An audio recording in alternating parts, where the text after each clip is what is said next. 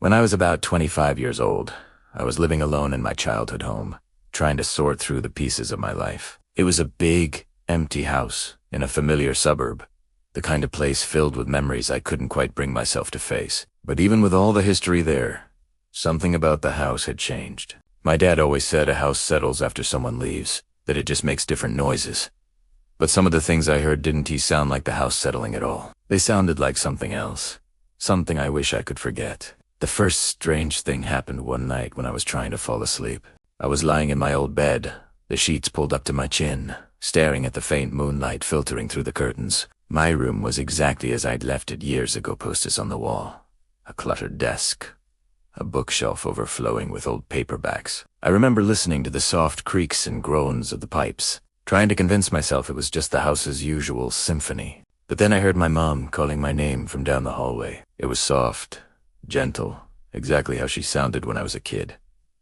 For a second, I almost answered, until I remembered she'd been dead for a year. A cold dread spread through my chestnut.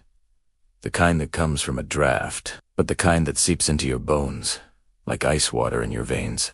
I told myself I was just exhausted, that grief was playing tricks on my mind. But the voice returned the next night, and the night after that. Sometimes it was a perfect imitation of her, warm and comforting. Other times, it was distorted, like a recording played too slow. It began to move, calling from the living room, then the kitchen, and eventually from behind the locked door of my mother's old bedroom.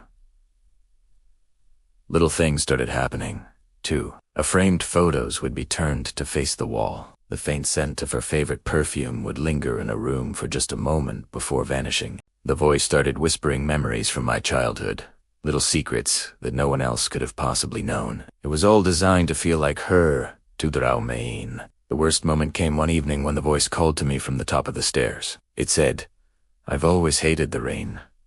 My blood ran cold.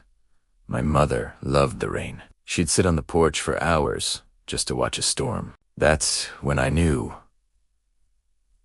it wasn't her.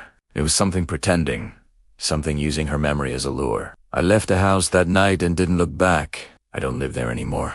And even now, when I drive past, the place looks quiet. Except sometimes, on a still night, I think I can hear the faint sound of my mother's voice, still calling for someone who isn't me.